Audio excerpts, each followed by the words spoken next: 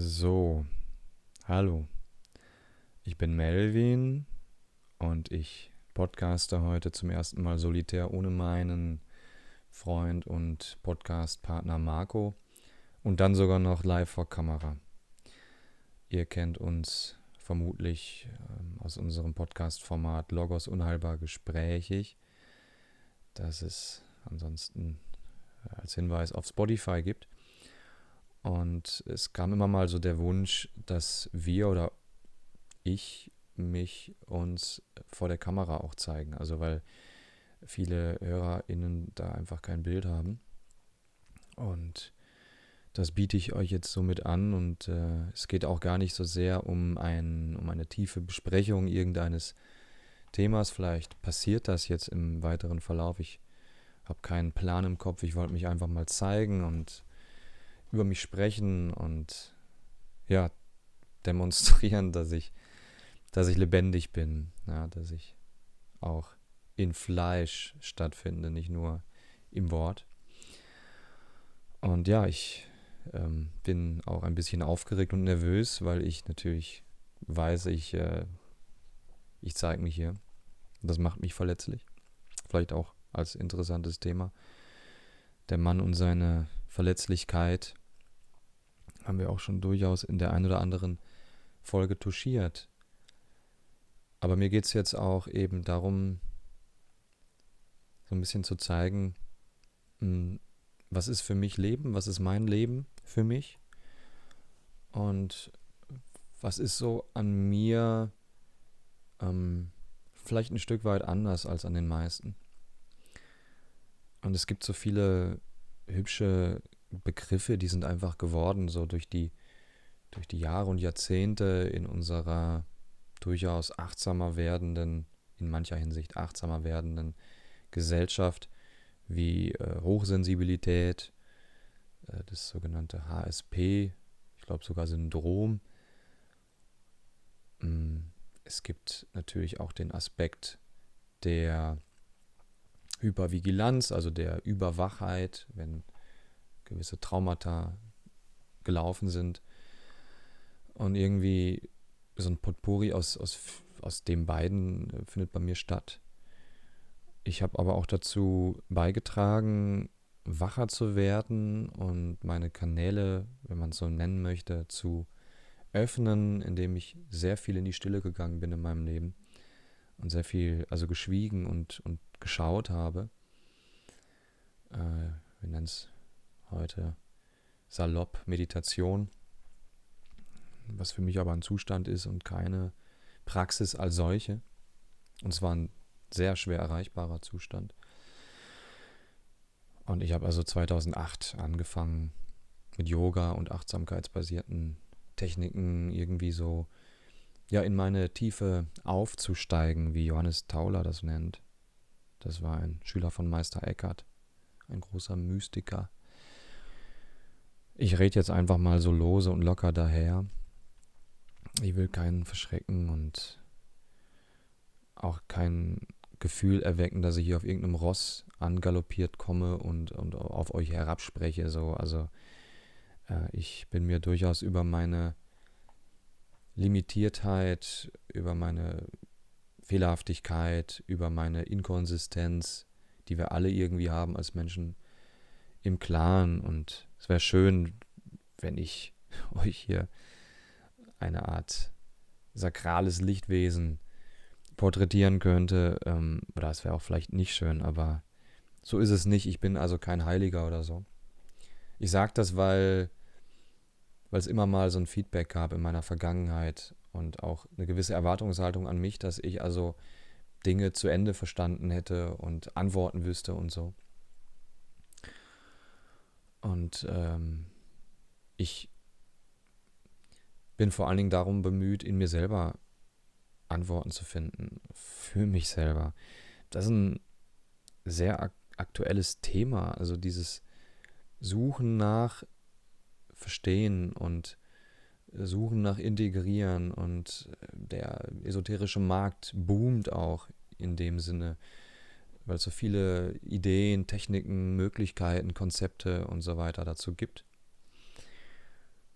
Und für mich ist wirklich sehr entscheidend,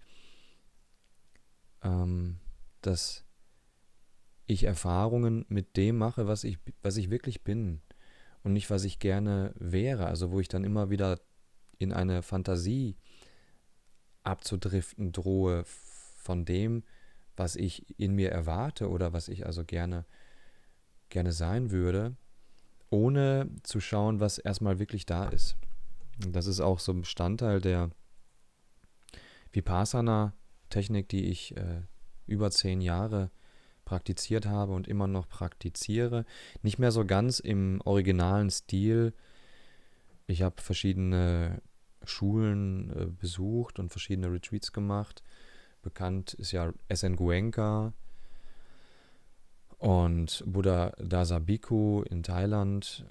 Verschiedene Ansätze. Es geht oft um den Geist sammeln, ordnen, also Anapanasati, Atemtechniken zu praktizieren, um dann, also über Samatha oder Samadhi, den Geist zu konzentrieren und die Achtsamkeit zu schulen, und dann also in die Selbstschau zu kommen, also zu schauen, was wirklich da ist. Ich glaube, das heißt auch grob übersetzt Vipassana, die Dinge sehen, die wirklich da sind.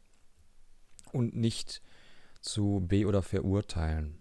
Das ist aber sehr schwer, weil unser sogenannter Monkey-Mind-Geist durchaus dazu neigt, das eine oder andere zu bewerten. Und da ist natürlich die Herausforderung auch zu beobachten, dass ich bewerte und was da bewertet.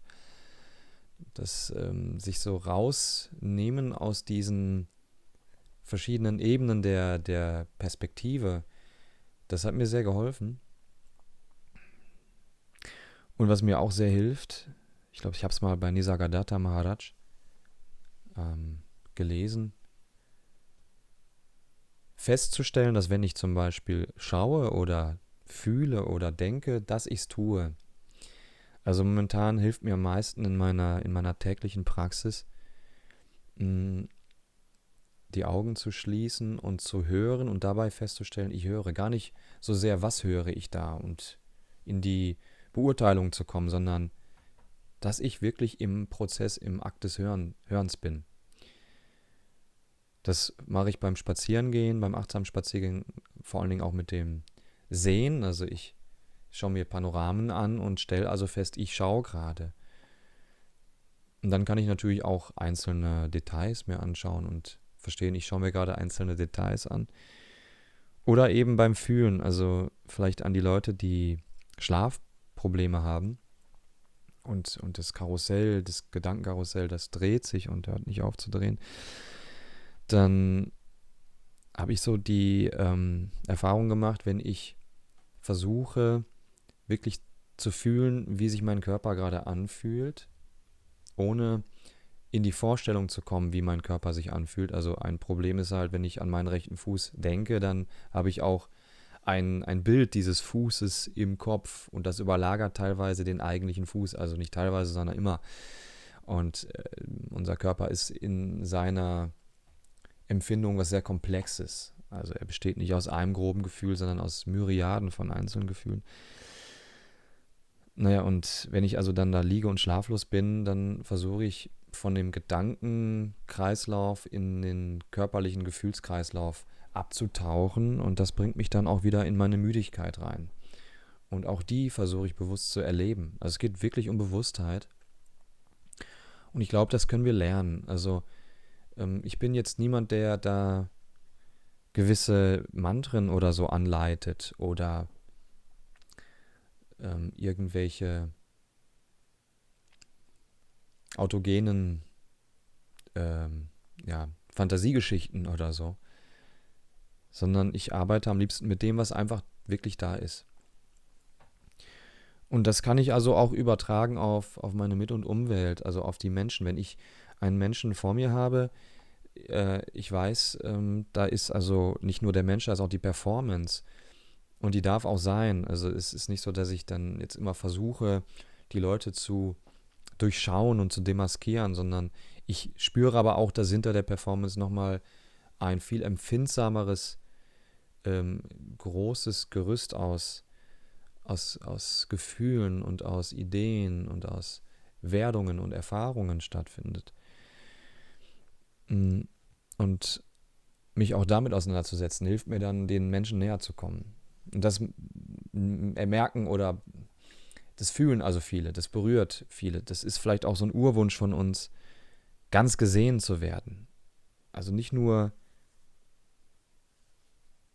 so partiell und nicht nur rein optisch und gemäß unserer Bewertungsstrukturen, attraktiv, unattraktiv oder interessant, uninteressant und so weiter, sondern da ist auch einfach ein lebendiges Sein hinter diesem Gerüst, hinter diesem Körper und hinter der Show, die der Körper da abliefert. Und das ist schön, so in die Begegnung zu kommen. Und ich wünsche mir das auch irgendwie in einem größeren Stil. Ich wünsche mir auch, dass ich das zurückbekommen kann. Ich habe früher mal in Marburg eine Gruppe begleitet, eine Achtsamkeitsgruppe nenne ich es jetzt mal. Wir waren so 5 bis 10 Menschen, haben uns damals in meiner kleinen Studentenbude versammelt und haben dann dicht aneinander sitzend kontempliert und haben danach immer darüber gesprochen. Und da war wirklich bemerkenswert, wie so ein Gruppenbewusstsein mehr und mehr erschaffen wurde und wir also dann nach einer Weile auch sehr viel Verständnis für uns und für die anderen hatten in dieser Gruppe. Und der Raum wurde auch irgendwie heller gefühlt. Ich glaube, das haben die anderen auch so erlebt. Und jetzt haben wir irgendwie eine ziemlich krasse Zeit, nicht nur hinter uns, sondern auch die stattfindet. Eine Zeit der Spannungen, der Bedrohlichkeiten, der Wirrungen, der Veränderungen und wurden teilweise auch auseinandergesprengt. Also das ist meine Erfahrung. Und für mich ist ganz wichtig, wieder zusammenzufinden.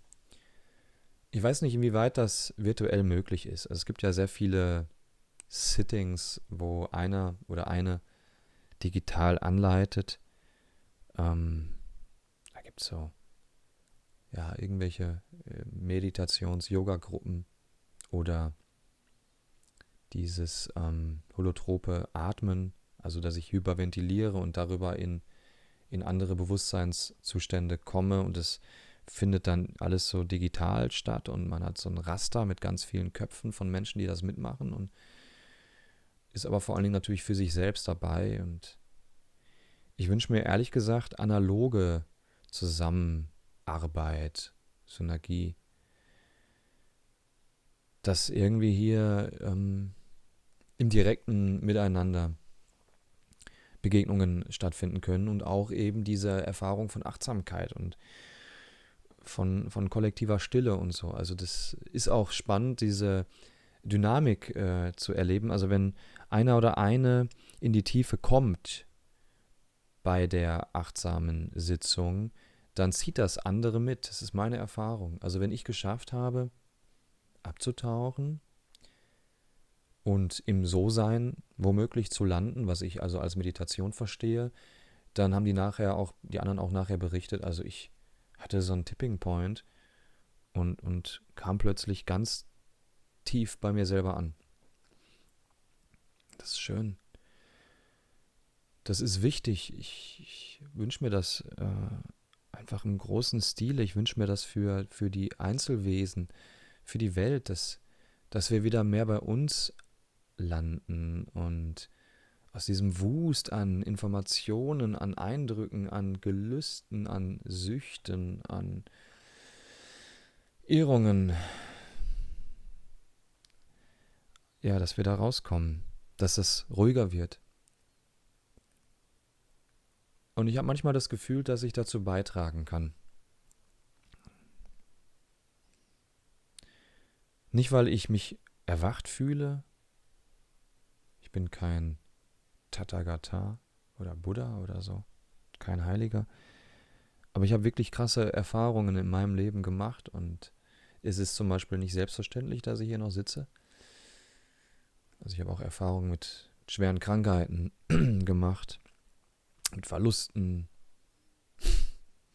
mit großen, großen Enttäuschungen, extremen Situationen und natürlich mit mir selber, der immer da ist.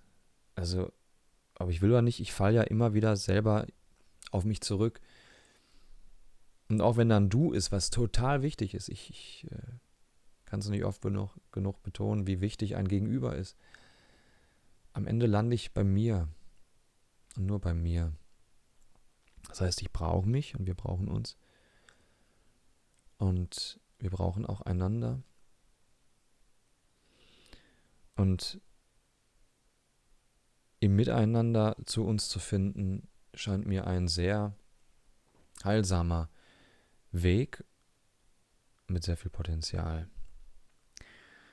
So, das reicht jetzt erstmal.